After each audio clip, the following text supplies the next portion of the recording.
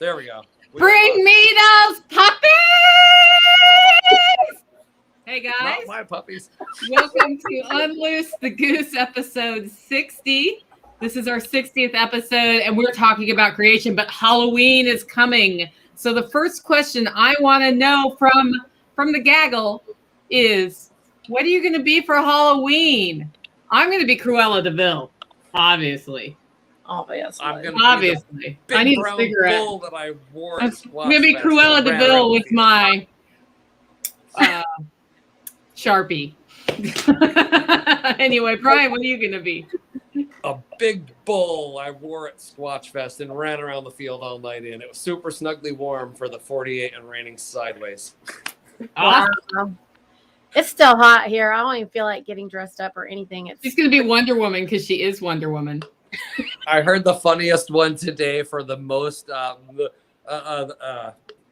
Halloween costume was witch's hat and a glass of red wine.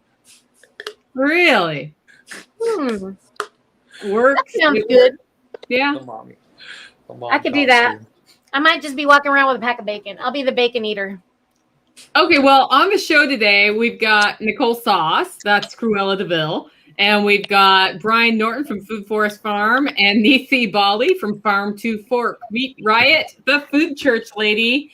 And today's episode, like the topic was inspired by John Dowie. No, was it John Dowie or was it you, Brian? It was Brian. It was Brian. Brian was like, hey, man, let's talk about creation. And that can mean anything, right? So I was like, okay. And he's like, like when you create something and it doesn't quite work, and like how long do you go forward with it before you give up, and then you do something better and it gets better. And I thought, well, that's actually something we've never talked about. So it's not like creation like the universe, although if we want to talk about that, we talk about that too. But we'll just talk about creation. Before we do that though, Newsbuster. You guys up for a Newsbuster today? All right. Let's do it. Okay, I don't have a specific article, but I saw two things. Apparently, there has been an application put in to President Biden to make an exception for federal contractors getting the jab. Because guess what? Something like 30-40% aren't gonna. So And the they're guy that like, had "Stop to the quit his job jobs." to live in my field can go back to work. And it's like a crisis, right? Yes. So that's one. And then the second one is that there's another, like, what was the second? It was basically another jabby thing. I don't know. But what do you guys think about that? Like, where do you think this is going? I'm laughing. I'm laughing because I'm just like, okay, who's going to be, this isn't going to work because when, like, there's nobody left to run anything. They're not making anybody do it. It's illegal. I mean, I think it's interesting that it's the first time that I've ever seen a president have a press conference and then people actually behave as if it is some kind of law. He makes an illegal statement in a proclamation. It's a proclamation, actually. It is a proclamation. He's King Biden states his whatever, like, misinformation of the day, and it's blasted all over. And the next thing you know, the peons are like, oh my God, I have a business with 100 people or whatever the number is. I don't watch the news, people. I don't really know, but like whatever he said. And I'm just like, I was thinking, like, when Jack said, yeah, well, now I have 2 companies with 60 people or whatever it was. I'm like, that's totally what I would be doing. I mean, when Brian, you were talking about, let's talk about creation today. That is how I've been creating this whole time. Some maniac makes some proclamation of some illegal statement and I'm saying illegal because it goes against our Constitution, which is a compact, not a contract, not a negotiation, not up for anyone to decide that they're not going to follow it or whatever. Yeah. I mean, it's not a theory. It is actually the reality. It's the reality about it. And it's not a conspiracy because I'm not trying to hide it, or I'm not conspiring in secret or something. That's what conspiracies mean. This is me telling you loud and proud, I am not going to participate in bullshit. And every time you push me in a corner, I'm going to create something to counter your ridiculous statement, your illegal and ridiculous, absurd statement. That's my creation. That's the way I create, Brian. My creation is, oh, you make an absurd statement. I go, you're so funny. And then I do exactly the opposite of that. Or I take that piece and I like divide it or whatever. And this is how I create. Thanks for the compliment, Bobby. Good comments, Nancy. Brian, what are your thoughts on that whole applying for an exception? With what Needy just said, with the reaction of like they pushed you, so you pushed back, right? So I bet you didn't start the way you are now with your food church. It probably started a little disjointed because it was a reaction. That's how Squatch Fest started. It started 6 days as a reaction. And it went okay. And we thought about it for 6 months, and the reaction got bigger. We got more people, but it was a little more just bitch, bitch, right? And we're supposed to be having a festival. Festivals are supposed to be fun. Meet and community. Yeah. So and I look at creation in iterations, right? In waves. Because just like they do something, we do something. It's turns, right? You got turns. So created it. Had a turn, watched it, created more, had a turn, so that's those are like two things that I use when I do it. Like I understand time's going to be a longer thing. I'm thinking about the snapshot of the thing that I want when I say I'm done, but that's only a moment in time. There's the time before it and the time that will exist after it, and nothing I've ever built has ever stayed the same. Exactly. Never it's does. Expanding and expanding because it's an expanding universe. And so it is forever expanding. And yes, it started out like a what?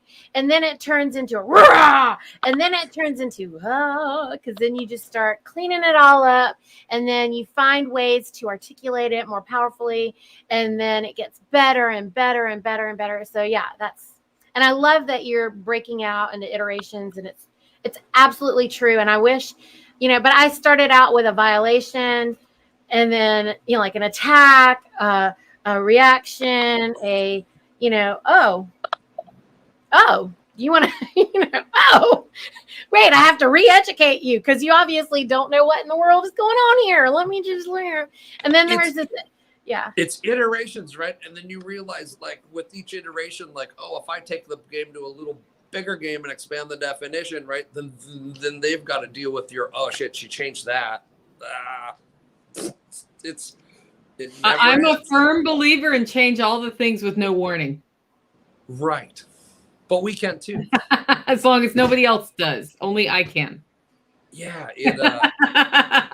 That is nice. That is nice. Well, like, okay, so back to the Newsbuster. So let's close that up, and then we'll get into creation, because you guys are like chomping at the bit. You want to talk creation. My thought on that is that the king will only be obeyed if the people want to obey the king. Right. That is like the thing about leadership that is so funny is you can make all the proclamations in the world. They only work if people follow them. And if people don't follow this proclamation, it's like starting to cut the legs out from under the statue, and the statue might fall. So I'm watching with some interest, even though I don't usually waste my time on the news. I'm watching with some interest what's going to happen when D-Day comes and shit hits the fan from a walk-off standpoint. If they get that far, if they let it get that far. The funny thing is the political leaders are always just trying to figure out where the crowd's running so they can pretend to be in front of it. The real leaders are doing the thing, right? They're in the front of the crowd. It's the Marine in the front of the pack doing the thing. The politicians are just trying to figure out what the hell you're doing. Why do you think there's all these bots in all these groups where we are doing things? They're trying to figure out where are we going. Well, and they're trying to stop us from doing them. Have you noticed that? Mm-hmm. Yeah, I mean, right? All the you can'ts and you shouldn'ts, and there's laws that show up when you're like, I mean, like I just started freeze drying candy this week. I don't even eat candy, But I freeze dried some Skittles and I put that shit online for sale, and people bought it because it's tasty for people who like candy. And then somebody's like, "Why are you doing that, Nicole?" I'm like, "Because I'm not using my freeze dryer for milk right now, so I might as well use it for something and make some money." But then there's people who are like, cottage food law. Cottage food law. Really? Like poisoning somebody with your freeze-dried Skittles. I'm like, it's Skittles. Yeah, it's sugar. Does Skittles even have an expiration date? What in the world? I mean, it's a petrochemical. I'm pretty sure that's all that's there, right? It's gasoline, people. Who's eating this crap? Like, I don't know.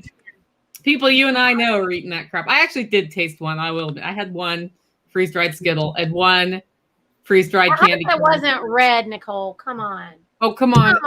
Red's the best flavor. Red 5. Oh. I had to make sure it really worked before I sold them. So, Hey, other people love the crap out of that. And like the minute I posted it online, my phone was like blowing up from Facebook. Did you know that you don't need to freeze dry the Skittles? They're not going to go bad. No, they're better when they're freeze dried though. Oh, they puff. Okay. So what happens is instead of being chewy, they puff up and they become crunchy, like this giant 4 times its size or 3 times its size crunchy thing that doesn't get stuck in your teeth. It's actually. Wow. Cece's like, it is not a steak, Nicole. Like, what the hell are you talking about? The water's holding it together. Wow. I'm like, oh, okay, sorry. That's okay. It doesn't matter. I'm for your capitalizing. That's exactly it. We won't be adding that to the food church lineup of food products, I'm sure. Yeah. Hey, we got a good question. Yeah. Okay. Go for it.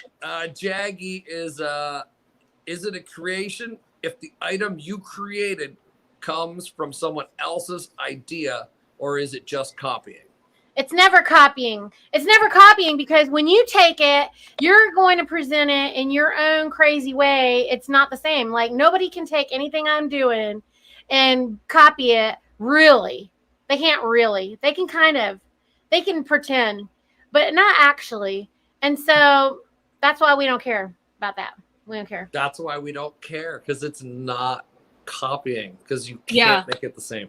I think if you look at the way creation of things has happened over your own lifetime, over the centuries before, people like dive off what other people do.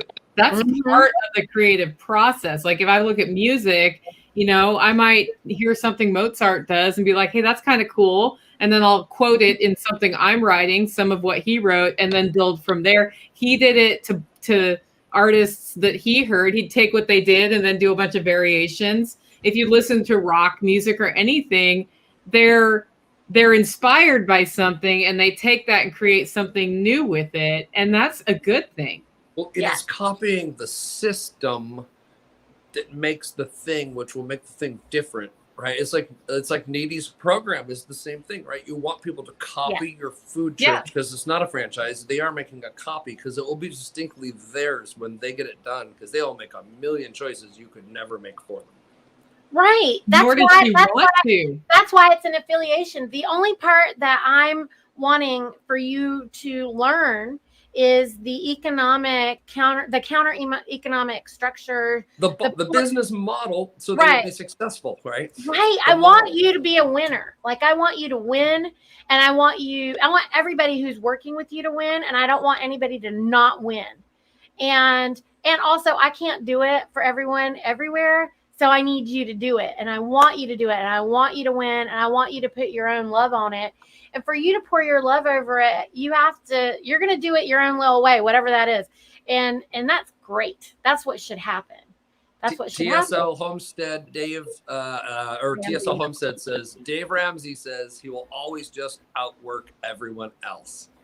I would say, I love Dave Ramsey.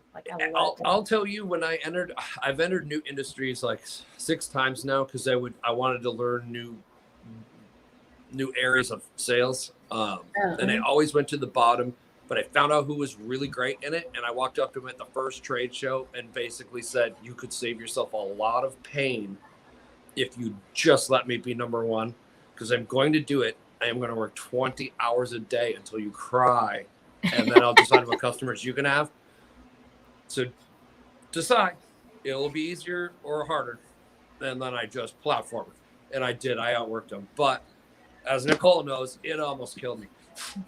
I finally blew a gasket. Yeah, you got to watch that. You got to find the balance, Brian. I hit there's Hey, Michael V, I'm working on the food church training, and I'm hoping to roll it out by January. So when there's a question in comments, we have to repeat it, though. Michael Vertrice is asking, when do we get the food church training?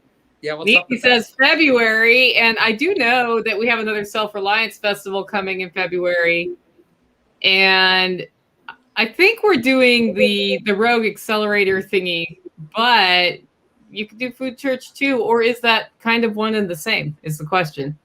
It's a little bit different, and it's just going to be like how you're going to be there, I'm sure, doing coffee too. So like Nicole will be doing her coffee thing, and we'll be doing the accelerator thing, and also I'll be doing the food church thing. So I'm working like a crazy person right now to just get it organized, and I'm having to learn some tech stuff that so fun for me to learn, but I'm working on it so I'm trying to make it as clean as I want it to be.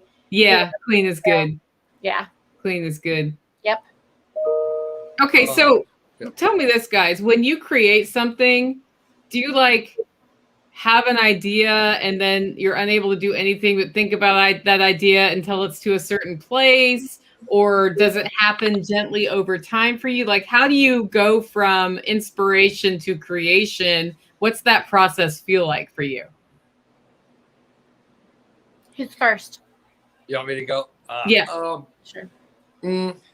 I get a gajillion ideas, so yeah. I have learned I can't chase them all, and I'll even the ones I do chase, I'll only finish a quarter of them, maybe. So, well, the best story is I got a model airplane, I think when I was 8, that you're not supposed to have till you're 16. And it's supposed to take you 3 months to build or some such thing like that. And I got it, I think, on my birthday, which happened to be the first day of spring break. When I went back to school, it was done. Yeah. Built 7 days. I didn't sleep. So I've been like that with everything. So if I'm going to do it, I do it. And I've learned if to try not to touch things that I'm not going to do. Have you ever like started something and then not finished, and why? Oh, jeez. Everything. Yeah. Everything. Or I'll get it like 90% of the way there, and I will realize that functionally it performs the thing that I wanted it to do correctly and really elegantly. And I don't see a reason to trim it all out because I don't see trim at all. So it drives people just bananas sometimes who work with me.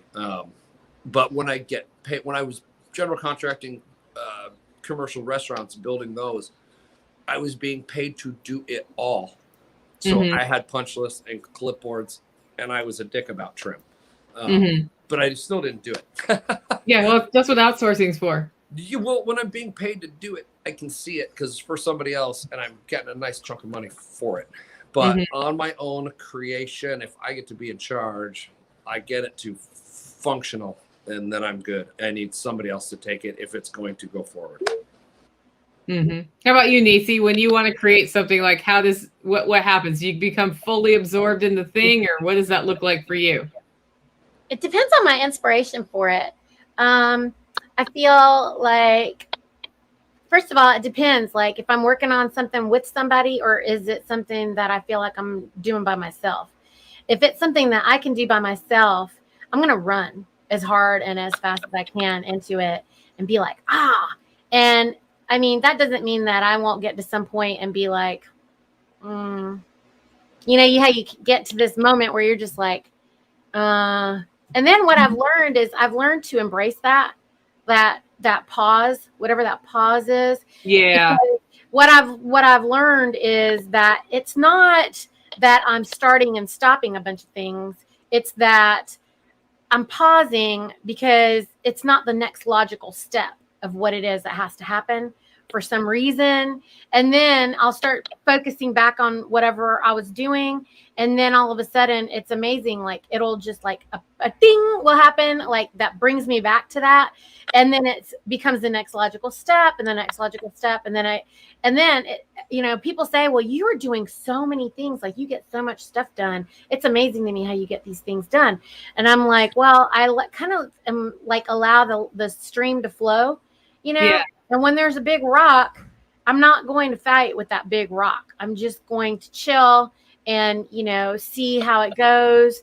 And then usually if it's too hard, if I have to do too much efforting, there's a difference between working hard and efforting on something that just, so if I'm having to make too much of an effort, if it's just not flowing, then there must be some reason. And I find every time it's always some reason.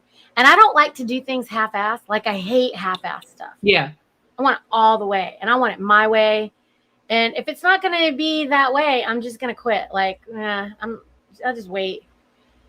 Yeah, I feel the same way. Like when I think every project I've come to, from writing songs to doing the coffee business to my podcast, there's been these points along the way where I'm like, I got to work really hard to get through this. Yeah.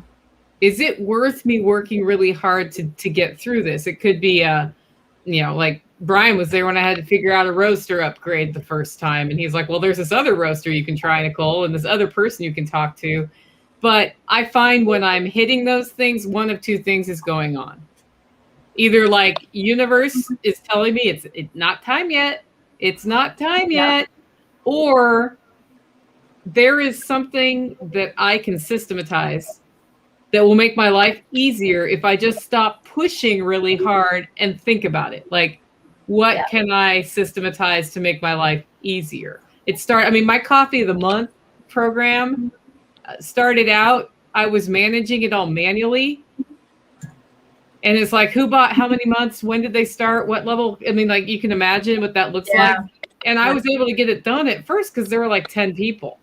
Yeah. Well, it's bigger than 10 people now. And now there's a whole system in place so that I usually don't mess up the coffee for the Coffee of the Month because everybody's a little bit different. The one thing I'm most likely to forget to do is grind the coffee for the people who want it ground. That's like, I probably should have just never added ground coffee, but there we are. I have a grinder and I do it. But I spent 2 hours one day systematizing it. And then I spent 4 hours the next month figuring out how to make my labels automatically happen. And those two things made the whole thing way better because I was spending so much time on the clerical part. So I think creation is analyzing, okay, now that I got this thing up off the ground, how can I make it work for me rather than I work for it? That's what I'm talking about. That like all those little like ridiculous efforting things, you're just like, there must be something that helps me get from here to here because I just got to get this part done, Yeah. So, yeah. And it's true. You know what it is 99% of the time I'm thinking too small. 99% of the time when I get to that, I'm like thinking so small and I'm like, you need to stop. You just need to think bigger. Like you're not thinking big enough for this. You could get things done in an infinite number of ways, right? You could brute force them. Trying to find the most elegant way to get it done with the least amount of effort is what I usually try to aim for. And when I realize I'm really panting and sweating it out at a particular task, if you could train yourself to recognize that in yourself earlier, you could save a ton of time. Okay, we got a question in here from Jaggy again. What makes you take the step from having the idea, the thought, to taking it forward and actually creating what you just thought of? It's calculus, right? I think that sorry. I'm deer in headlights. I was just going to say that for me, anyway, it's kind of amazing. Like every time I have that flash, if I'm really supposed to do it, I'll hear it from 3 people within a week or something, like within a short period of time. So a bunch of people will say the same thing to me in a different way. And then I'm like, oh my gosh, okay, I hear you, universe. You want me to do this. I get it. Okay, thank you. And it's almost every single time it comes to me in multiple ways within a short period of time. And then I'm like, okay, yep, got to definitely do that. So, yep. How about you, Brian? It's, like, you have to do the quick calculation of like, what's the probability of success? Has it ever been done before? How much resistance are you going to get? Am I willing to drag people kicking and screaming? Like, yeah, okay, quick story. I worked for this super fancy coffee company, but I was in charge of the gas station division. So they kind of left me by my side, but I made them a bunch of money. That was right when Red Bull was killing it. I was watching all that happen and realizing Red Bull was $3 billion US. So I did some quick research. There was no hot energy beverage at all. It didn't exist. The whole category existed. It was being developed as a category for cold, but there wasn't hot. So, but there is. There's one that everybody drinks every morning. No, well, that's coffee is its own category, right? But then there's blended beverages, all the whippy shit that comes out of the machines and the stuff that's made for you, the drink category.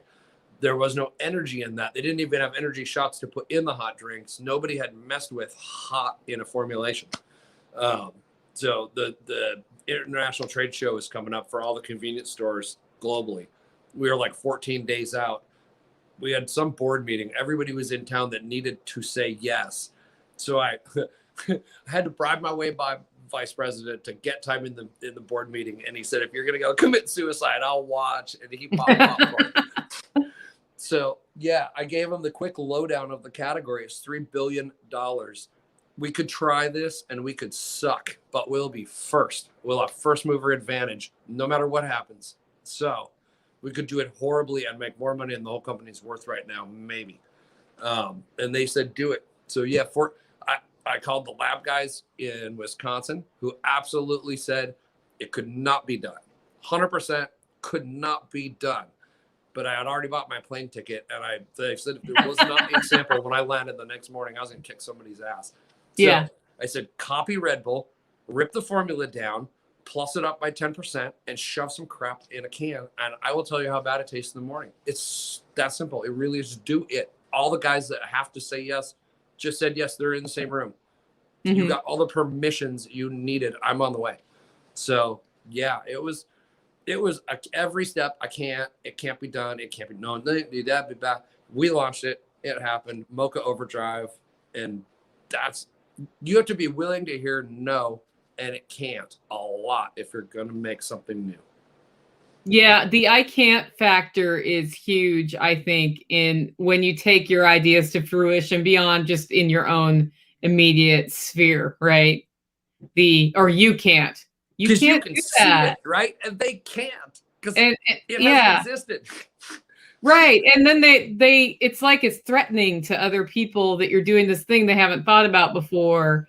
And I think that's a lot of it is they're scared for you or they're afraid you're going to fail. And this is the thing, right? It's so funny. Yeah. So what if you fail? Like I've spent $20 on Skittles and freeze dried them. I already have the freeze dryer. I spent a little bit more money on, another $20 on Mylar bags and seal. I already have the sealer for my coffee business, right? Yeah. That's like I'm $40 all in, 8 more if you count the electricity and the freeze dryer.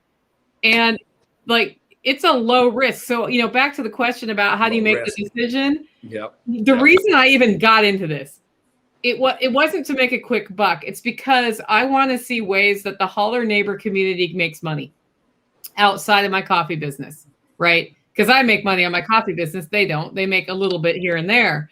But what if we have a holler neighbor project, besides the pigs we're raising and the meat we're going to sell? What would that look like? And we have a freeze dryer, a community freeze dryer that's not being used when we're not producing things to freeze dry. Because I don't go to the store, buy ground beef that's crap ground beef, and then freeze dry it. I freeze dry the beef. If I'm going to freeze dry beef, it's going to be from the cow I get in December. It's not December yet. And so I thought, well, people are just buying the crap out of this candy. So let's see it. And then that can become a whole holler neighbor project, and the holler neighbors can make that money. Old-fashioned And then they're hard prosperous. candy. We're getting more prosperous as a community. Mm-hmm. Everybody wins.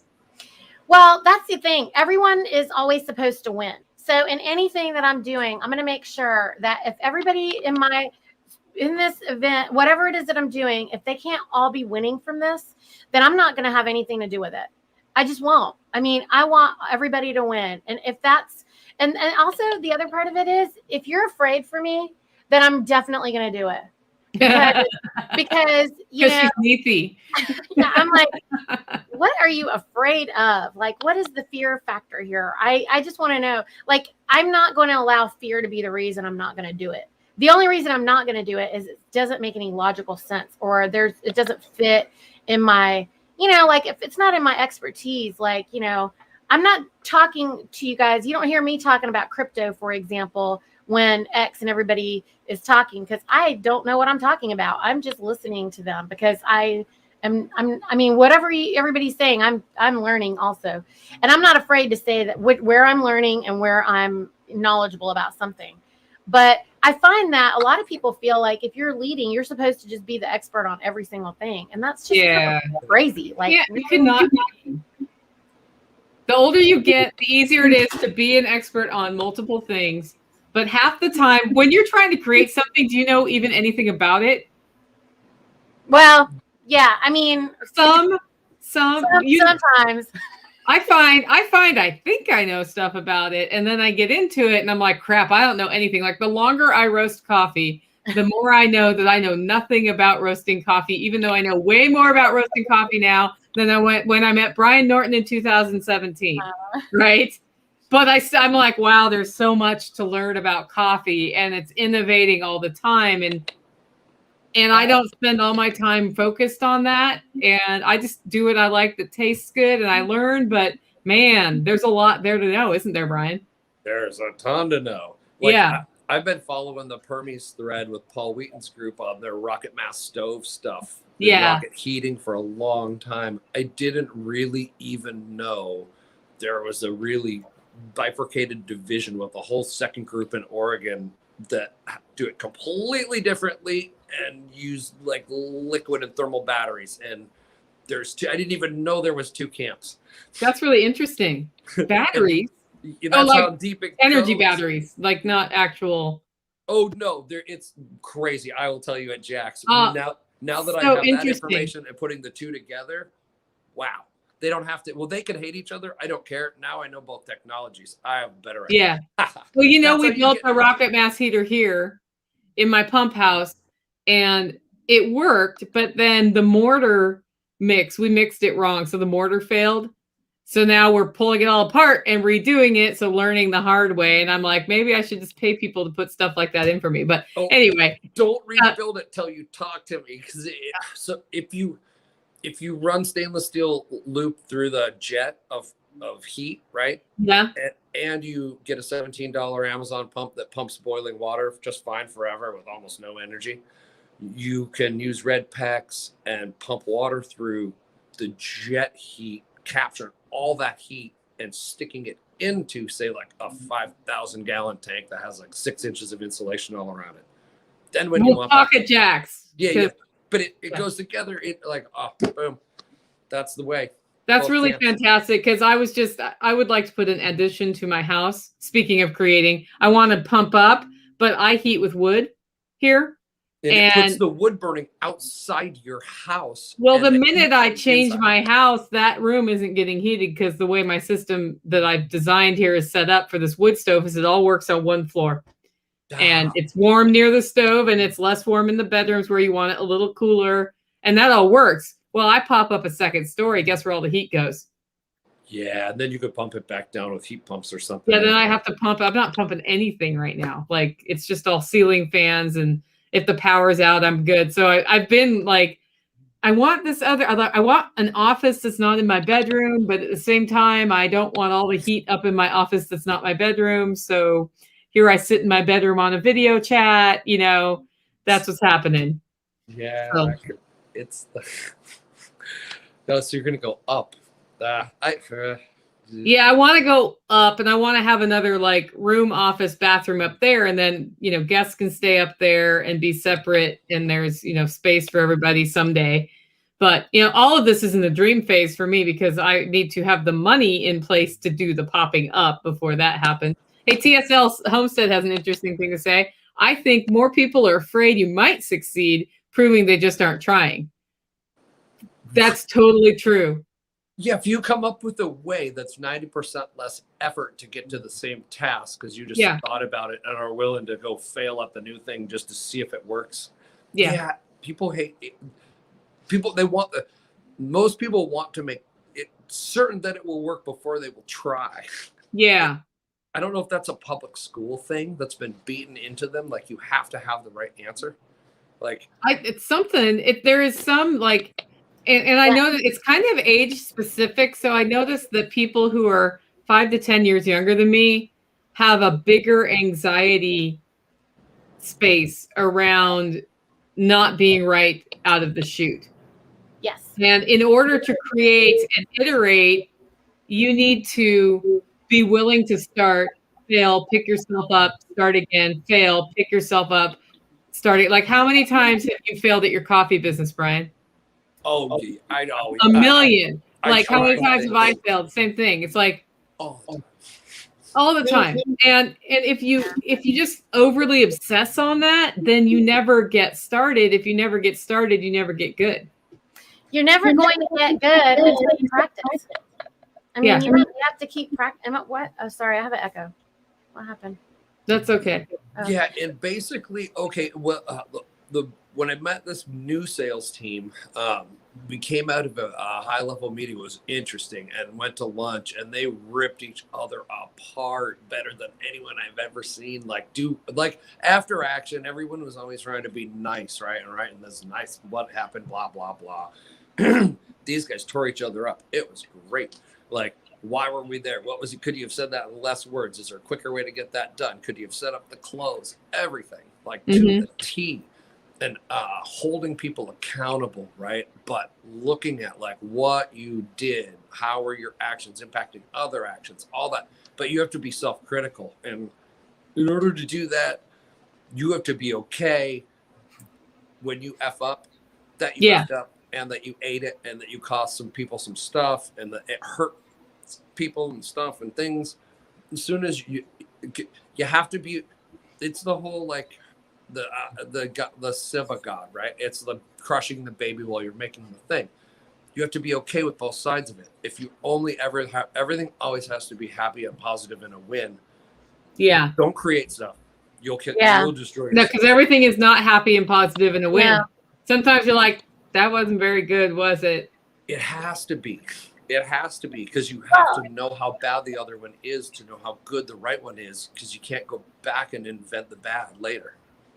You can't appreciate what you don't know until you don't know it, and you don't realize that you don't know it.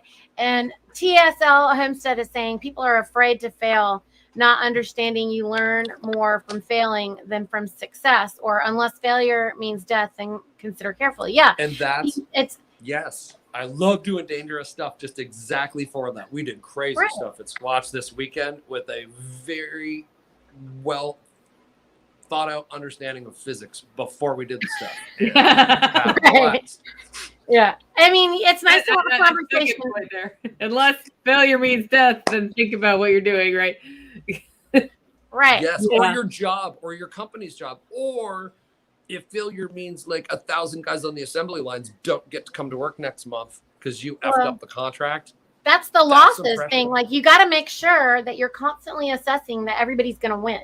Okay, if I do this action, is everybody still going to win? Oh, sounds really good. Is everybody still going to win? How can we make everybody win? And they are not okay with the calculus that you do on the front lines, right? Because you know what's going to happen if it goes wrong, and it's going to mean their jobs, right? So they're never the people that won't create stuff or get up or do it would be terrified to make that decision, right? Because they're terrified to even speak in front of a group. But you have to make it for them, because that's why you're out there making. Well, if you don't take a chance, then you can't win. Like they don't Right. understand. Like when 100%. okay, right? That's the participant. So you got Choosing Nicole. not to You were roll the talking dice a is little bit not about enough. how this new generation thing or whatever. So when we were growing up, there was no participation award. Okay, and so you had to take a chance and jump in the pool. Yeah, track and field day. Track and field day. It was Right. blue ribbons, green ribbons, yellow ribbons, no ribbons. Right.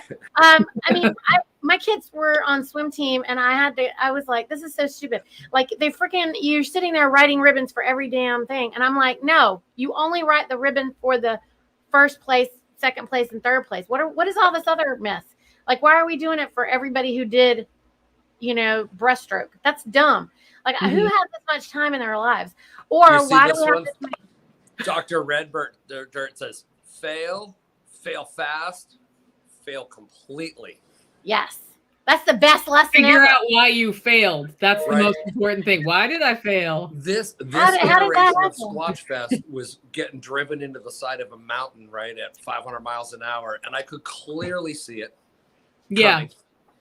But the model had to play itself out so that you could clearly see the model was broken, so that I could get buy-in from the people who were the doers to move forward, because they had I knew what was going to break. It had to completely break so that I could rebuild the right team and move forward faster.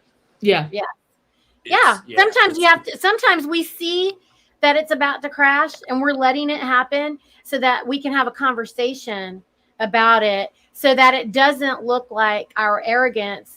And you've had that experience for yourself, because you need that experience to be able to appreciate what's going to come behind it, that there is a solution on the other side. Because it's interesting. I mean, I think both of you also can probably have experienced where you're working with folks, you know what's about to happen. It's going to totally derail. If you say anything right now, they can't even handle it. And until you allow it to totally derail, then at the end of it, they still don't know that there's a solution on the other side of it. And then you sweep in and go, see, now we can do it this way. And this is why, guys, all you agorists out there listening to this, and I know there are a number of agorists listening to this particular podcast, when you point out in an angry, agitated way, hey guys, the societal train's about to hit a wall and it's going to suck on whatever topic it is, and it's people who are not ready to hear it, you've just made it so they won't listen to you when they do realize it. I think the coolest thing about the last 2 years right now is that people are waking up and seeing, oh shit, it's a rigged system. Oh shit, I can't win in a rigged system. Now what do I do? And if you were the asshole who was banging him over the head going, it's a rigged system for the last 5 years, you're not the one they're asking. I'm the one they're asking how to plan a pantry. I'm the one they're asking what to do next, how to stand on their own 2 feet, how to opt out, and how to choose freedom, because I was not yelling at them, banging them on their head. Yeah, that's what this is. Now they're like, oh, thank God you did this. Thank God you did this 12 years ago. Oh my gosh, you've been just sitting here doing this for 12 years? What? I'm so happy that you were. Thank you for doing it, even when nobody else cared about you. Angry agorists are not good, guys. Rob Kaiser throws in about what if. So that can be a terrifying proposal. When I talk to Candace and I get stuck, I say to myself, my mantra is, how can I? Yeah, how can I is what you need to ask yourself. Yeah. How can I? How can I? How can, like, there's a lot of ways to say that sentence. Just keep saying it. It'll come to you. Should I? Is that for me? Oh. Should I want to? See, that's a better question. Yeah. Do I want to? Yeah. Do I want to? What does this mean? How much time of, okay, wait. I mean, you have to, people back up. Yeah. You have to do your interview for yourself and just be like, am I ready? Okay, wait a minute. This means I'm going to have to do, okay, let me try to schedule this for a minute. Let's see. How does this, and then you got to, like, you know what I like to do too? Like, I don't know if many of you, like when I'm thinking, I'm walking, I'm pacing, and I like to use chalk and draw things down on the ground. And like, you know, I think a lot of people might do this. Maybe, I don't know who does this, but like I'm that person who measures stuff and puts tape on the ground, like when I'm rearranging furniture. Oh yeah. Yeah, because I'm too lazy to like design a kitchen. It's like, let's cut it out of cardboard. Yeah, let's just draw it on the ground. Yeah, so I have like this blank space over here that I'm upfitting. And so, you know, I've drawn things and I keep rewriting the chalk on the ground like 2,500 ways. And so I do the same thing with any other creation. I do the same thing. Maybe it's a flow chart. Maybe I draw it out like that, you know, because I need to just make the schedule. How much time will it take? Then you got to walk it. You got to do a couple of dry runs. You're going to screw it up the first 10 times. Anytime I try to do something new for the first time, I'm like, okay, I'll get it by the third or fourth try. If I don't get it by the third or fourth try, then maybe it's a quitter. I don't really know. You know, take the ride 23. I'm going to give you a little tough love right now. You just said I should have focused more on building and getting my shit together. You know what? That's awesome. Today is the first day you focus on building what you want and getting your shit together. And stop shoulda-ing. Don't should-have anymore. You should-have, woulda, coulda doesn't matter. What matters is what you do moving forward. And I think that's another important lesson is we do things, we screw up, we hurt people. Do what you need to do to make amends. Do what you need to make move on, because the only thing you can do from here on out is go forward, and you got a lot of time in front of you to go do things that are awesome.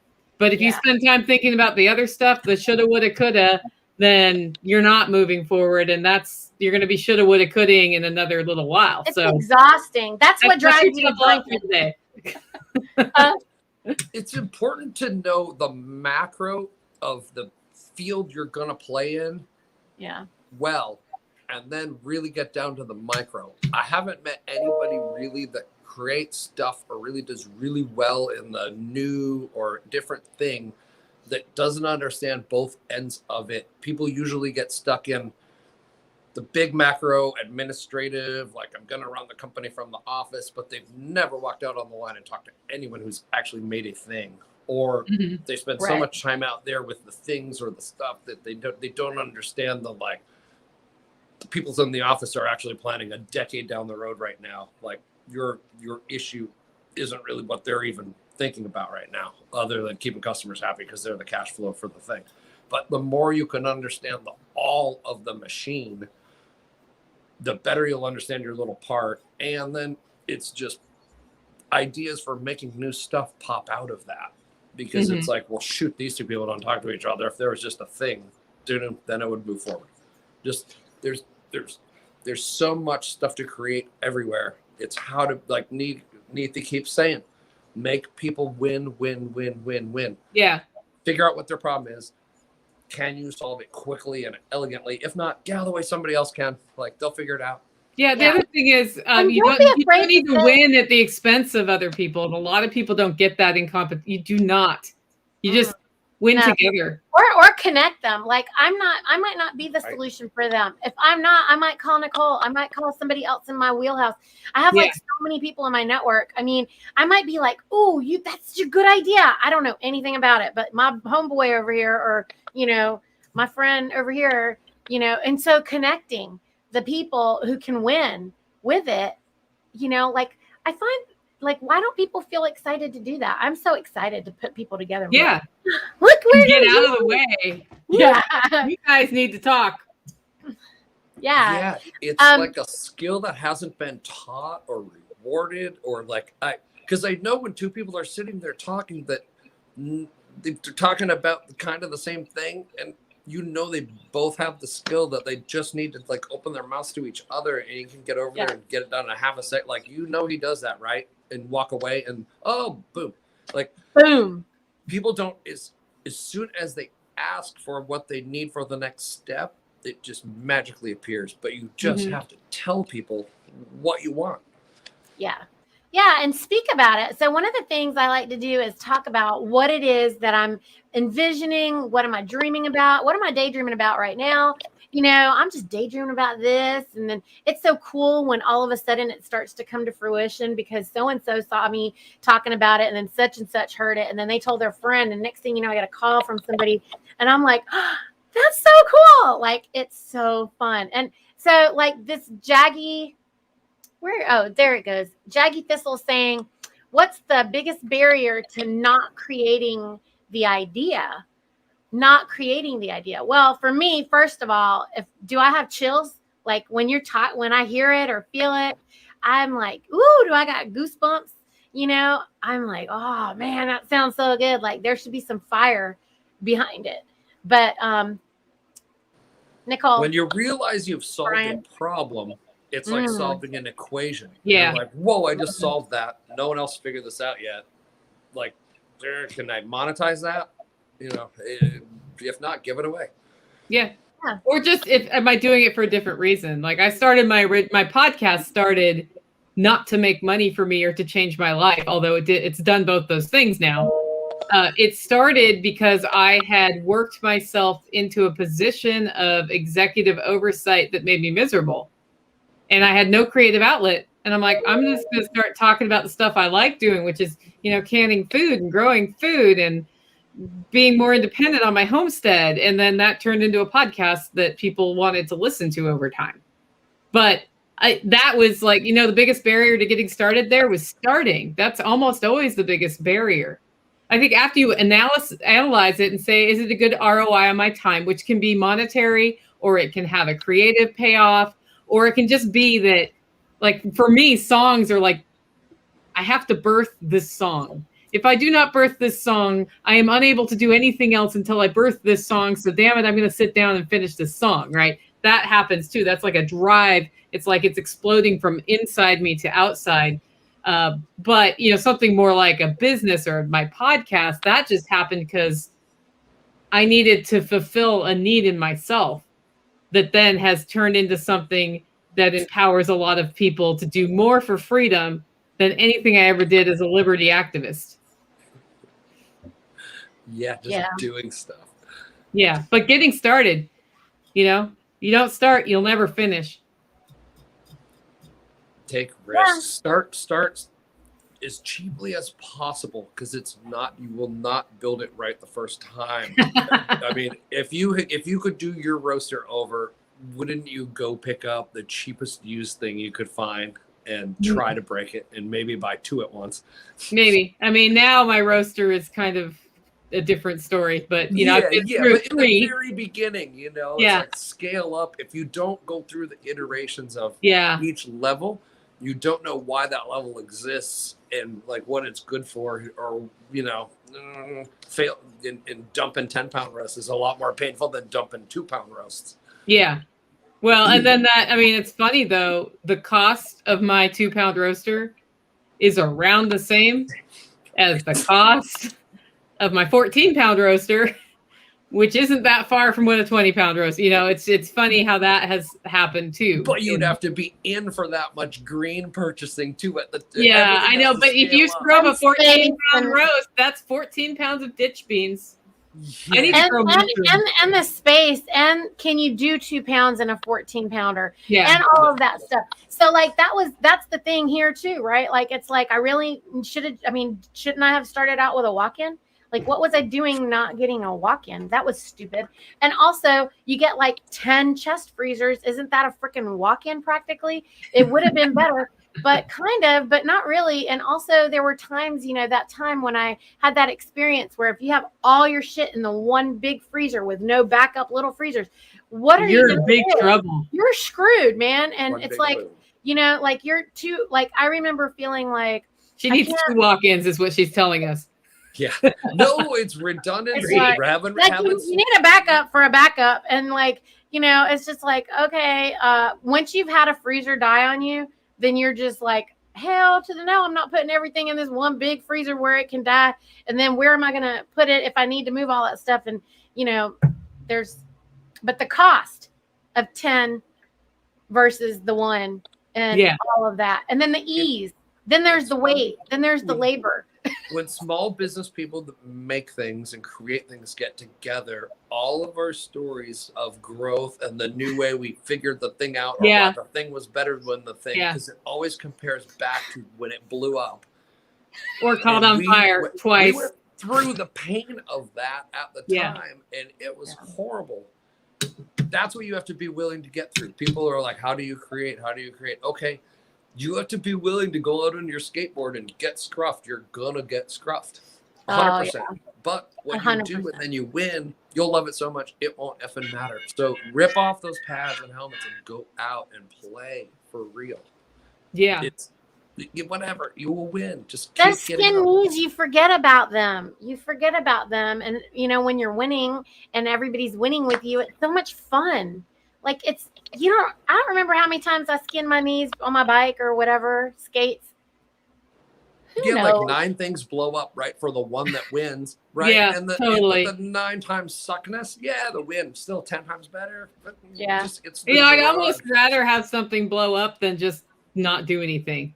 Right. Yeah. You know, like you throw something out there and it's like, boo. Okay, that's no feedback. Oh my That's not God. helpful at all. So I created this when I first started doing medicinal cannabis. My product was shit.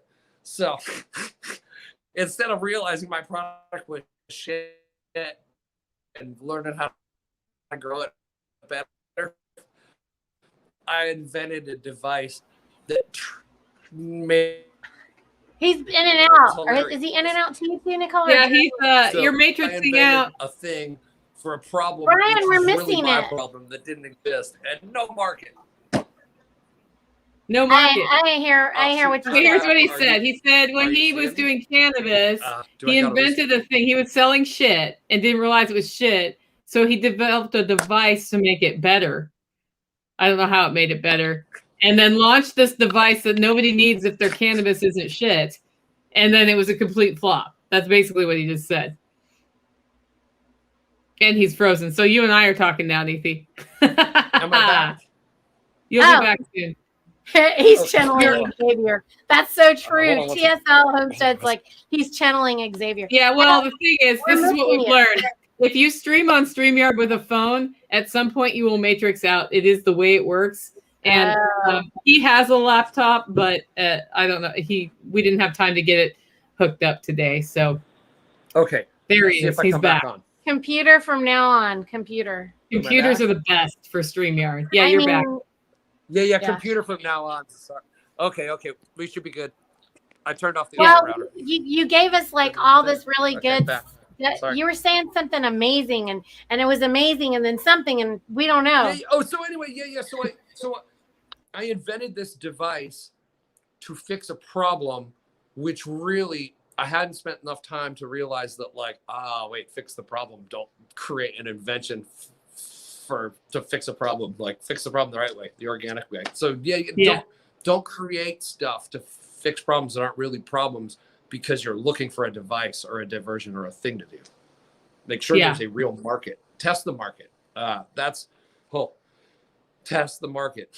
You can bury yourself spending like Nicole just said, you spent $40 on your Skittles project experiment. Yeah. Using some stuff you had around and some stuff you had to go buy. So before you did that, you clearly said, I'm willing to chuck $40. Yeah, I'm willing to lose it and just see what happens. Yeah. Right. And that's once Candace got to realize that kind of I was gonna do that and I was gonna throw away $100 here and there. Yeah. Everything went better. Calm down. Yeah. I'm like, I had this thing. Remember when Jack went off about stamping dollar bills? With whatever the hell it was. So I made a big, huge, giant stamp. I don't know, $30. We did the Christmas market, and I turned the dollar bills into coupons. Yeah. But everybody got. Oh, that's illegal. Like, I'm gonna my coffee too. Would you like my coffee? Yeah. While they're arresting me, I'm sure they're gonna buy cocoa. Yeah. So .com Cowgirl says something pretty good. The big mistake I see people making is picking something that they don't love. They want to start a business or side hustle that makes money, so they start something they don't like because it will make money. How about believe? How about forget about the love? Okay, everybody's talking about all this passion and stuff. My thing is, like, do you believe it? Do you want it? It's not about do you love it so much or that it's your passion necessarily as much as do you love it? Can you sell it? Do you believe in it? Do I look like I was? Am I passionate? Can you sell it's important. Right. Will you sell it's more important. Yeah. Will you? Do you want to buy it? Would you buy it? Would you want it? Like for me, I got to have regenerative meat. That's what I need. I need it for me. Whether you get it or not is not the point. I have to have it. So it just makes sense for me to be the person that you buy it from because my standards are so high for it. Because I'm so got to have it, and it has to be the highest quality. And I explain why, because that's what matters to me. And they call me the food Nazi or whatever, but that it is what it is because of that. Now, did I grow up going, ooh, I'm so passionate about meat? And would I even really ever say right now that I'm so passionate about the meat? Well, that's how coffee was for me, Neethi. I didn't even think I was going to grow the coffee business until I told people I wasn't going to grow the coffee business. I'm like, oh, yeah, I am now. And then Brian walks up to me. He's like, hey, chick, there's this roaster you can buy. That's pretty cool. It does 2 pounds. Yeah. Right. And I was always that's starting a monster. Right. I was like, I can just get the meat for me, but it's easier for me to get the meat for me if I'm getting it for everybody. And also I get to meet other people. And I don't know, it turned into this whole thing, but I definitely was not trying to do it. Like Nicole says, every time I try to quit, because I swear I try to quit all the time. And every time I try to quit, people are like, no, you can't quit. And then, I don't know. I guess I'm just. And then you're like, I found 5 more cows, so we're good this month. I'm just okay, we got a good question from Bobby Joe. What is your favorite non-electric technology for your business or homestead? Nicole, go. I have 2. 1, wood stove. My wood stove heats and cooks. I give 0 cares when the electricity goes out because my wood stove heats and it cooks and I'm good in the winter. The second one are actual printed books that I can read. Yeah. I love having those around because it's entertainment, it's education, and it's useful. Yeah. I like my 12-day coolers. They're non-electric. They keep ice frozen for 12 days. And my cast iron pan. Oh, cast iron's nice. Yeah. I love cast iron. I have a whole collection of cast iron. I only like to cook in cast iron. Did I say I like cast iron? I love some cast iron. I can dig a hole in the ground and cook in the dirt with cast iron. Yeah, and you should have come to the lodge basement sale. They had a warehouse sale with me in October. I had a lot of fun there. Index cards. I love it because it makes me rewrite the list every day. So I kind of reorder it based on what's actually needed. And then it's not, I try little books and such, right? But they're all connected. I throw the index cards away or I can stick them in my face, like tape it to my bathroom mirror. So yeah. This one needs to be done. Yeah. Like, oh man. When I was really like power sales guy, I would write things backwards and stick them on my dashboard so that it would be in the reflection of the windshield that I would have to look through all day long while I was driving. So whatever the goal for the day was, it would like be in my face subliminally for 8 hours a day. That was a fun one. The guys that I just met from Minnesota and his wife, Brian A. with the Lots Project, living off the system, living away from, Lots Project. They're everywhere. But anyway, they have whiteboard film on the dashboard of their truck and dry erase markers. I guess you can get it on Amazon. It's sticky. It'll stick to anything. And they had it all inside their trailer too. So like where a TV would be, they had a giant whiteboard that dropped down. So I don't know, writing stuff with my, I have the phone. I have the note thing on there. I've never used it. I'm always mystified by people who can take notes in their phone and get stuff done. Tactical Redneck does that. He's like, I got my list on my phone, and I'm like, if I had a list on my phone, have to remember to open my this phone. is what would happen. I know. I don't know where my phone is 90% of the time. It's like everybody's all like, oh, the list on your phone. I'm like, what are you talking about? And then, yeah, I did get good at using the list for 2 things, and I would reference it. And now it's out of my habit again because I don't really ever have the phone with me because we're physically doing so much that I'm not wearing my phone, guys. I'm not going to do it. Rob Kaiser likes dry erase markers. Every presentation I ever do either ends up being drawn on an 8.5 by 11 piece of paper before I organize it, or same thing on a dry erase board. this weekend, Brian and I both were doing events this weekend. This weekend, I needed to talk about how to make cheese, which I know how to talk about, but I didn't want to do like a projector thing. And so I wrote like a series, like how to make cheese and icons. And I drew it out on a piece of paper the night before. And I was like, here's the deal. You draw it out on the paper the night before and make sure nothing looks like a penis.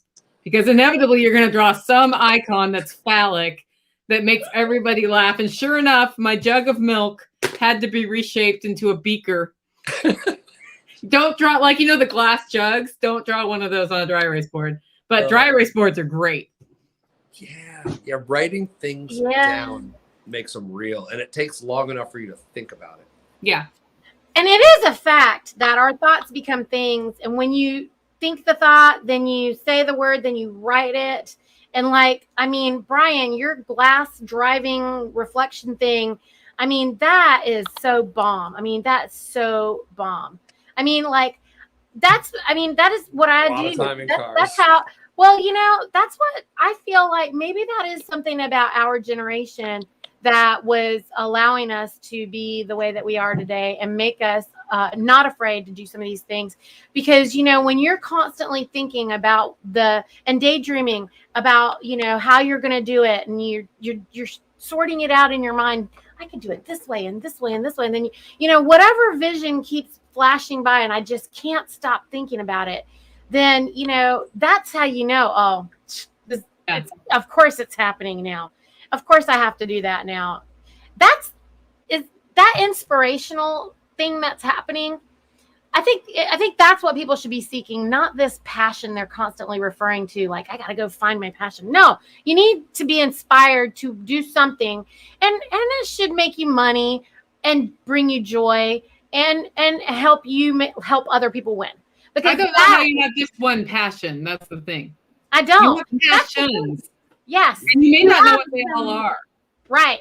And they're not all going to be for your work or whatever. I mean, yeah, we can work extensively at whatever we're doing because we're fulfilling many of these inspirations, many of these passions. Like, I get to do stuff with Nicole. I mean, I'm trying to do something here with Brian.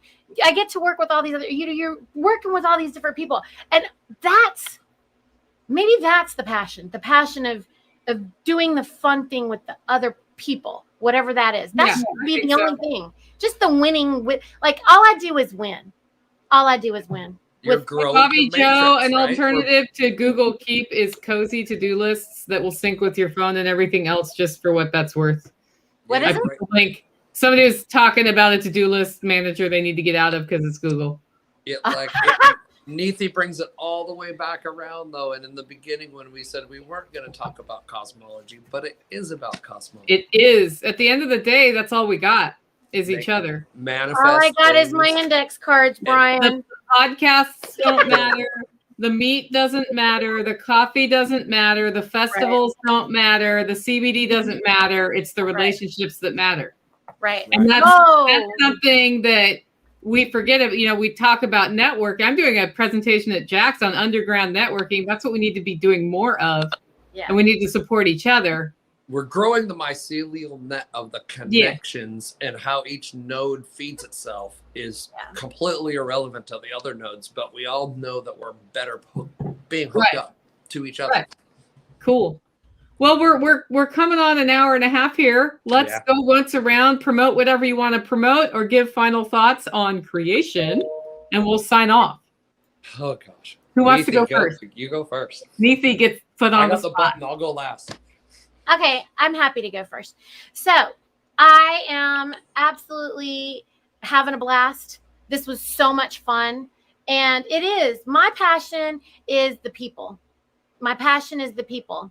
And everything I'm doing, I say this often, is, I'm working to save the babies. That's what I want. I want to save the babies.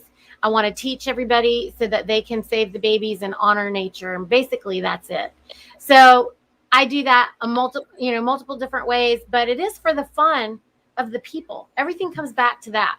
So I think we need to teach this more to our young people. I would like for us to share this message more, because anybody who's my nephews were just saying to me that they need to go to college, they can find their passion.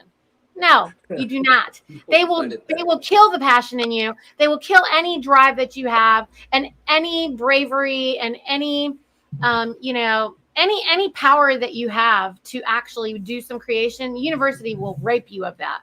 So no, I don't agree. I mean, if you want to specifically go to university to learn how to use a machine or something specific to create some ease, and you know that already, that's different, But there's also, I would really encourage people to find someone who's doing something who, like where they're operating that machine or whatever, that you could work with and learn under. That would be way more powerful than anything else that you would do. And also, words don't teach, and that's all they give you in university versus, words don't teach, life experience teaches. So if you can find somebody who will let you work with them, that will allow you to learn on their machine or whatever, if you feel like that's what you need to learn how to do. Or like, look at Brian, he's like saying he did all these different things. So I've been encouraging my kids every summer to work with somebody who's doing something that they're interested in, and a different thing every summer gives them, this round robin of experience.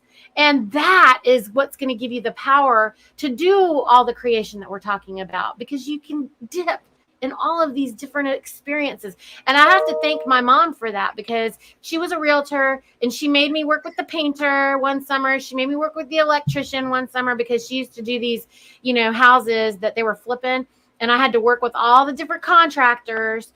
And, it wasn't about the blue collar work versus the white collar work or whatever. It was the experience that I had with each of those different people that gave me the confidence to know that I can do something. Anything, like whatever it is, I can make a go of it. So that's my encouragement for everybody today. And I just am, I'm not promoting very much of anything right now, because I'm focusing all my energy on creation right now in this tech world that I don't really like so much, but I'm having to put it all on tech so I can be more efficient, so that we can teach more people, so we can plant more churches. So pray for me, everybody. Give me your positive energy. I need a lot of energy. So that's it. Well, energy to Nancy. Energy to Nancy is a good thing. I'm excited to see what you come out with in January when you launch your food church training. Thank you. My thoughts on this are really about connection, creation and connection, and the in real life part of that. The reason that your virtual attendance at virtual events falls a little flat for you is because you're not in real life.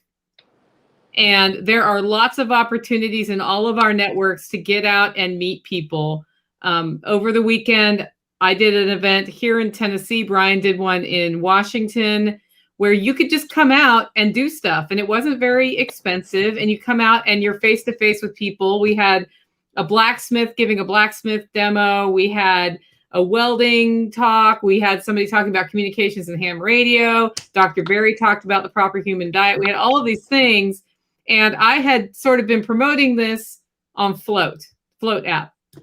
And a woman came who heard about it on Float, didn't know anybody in any of the networks, and just popped up and got to know people on the way out. She said, thank you. I really, I got to hear about this on Float, and I'm glad I came. This was really fun. And it got me to thinking, like, we promote to our own networks very easily, and we bring people into our networks, but we need to start reaching out and bringing more people in. And then also those of us who are maybe a little bit introverted.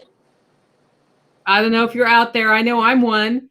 And you're like, man, what I want to do is sit on the couch with a cup of coffee and a good novel this afternoon. I don't want to go to any stupid event. Once you get there, when it's a group of doers, and when it's a group of producers, and when it's a group of agorists, usually what I find is you get there and you don't have those fake people who are saying one thing with their mouth and their whole body language is saying the opposite of what they're saying, which is exhausting for somebody who is an introvert, because we can see that you're lying your ass off, right?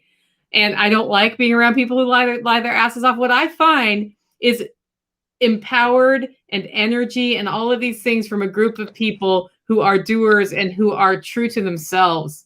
And then it's a lot easier to make those good connections and to create together. And when we create together, we get way further along than if we don't. I mean, as far as promotion, if you see me promoting an event, guys, jump in, because I love to see more people at those events. Oh, and I've only got one thing I'm promoting right now. Just go to the Food Forest Farms page. It's got the 500 project on there, my new reiteration of Squatch Fest. I realized the passion above all else is music and light, and especially light, shining, blinking things. I got to experience my property for the first time ever with the crazy light show and lasers going and at my own half-mile track, and seeing that crap from the woods was the craziest thing you've ever seen. So I know what I'm doing. I am putting on concerts in a cathedral in the woods in the Northwest. You know, anybody that wants to be involved, bands, producers who are going to hire food service people, it's going to be done right. Food Forest Farms, all my contact craps on all my pages. Just scroll to the bottom. That only goes to me, the real me, nowhere else. Hit me up. Awesome. Buy coffee. Oh, yeah. If you want to support the crazy dream of Blinky Ewok villages and craziness in the woods, buy coffee from me. You will get beautiful artisanal coffee, but really, it's to support the Blinky concerts in the woods so that we can get the message out to more people to live the way they want to live and do their own thing and create more stuff for us all. Awesome. Okay, guys, if you want to get more geese on board, share this with your friends if you liked it. Share. Unloosthegoose.com. Honk, honk. Talk to you Friday. Bye, guys.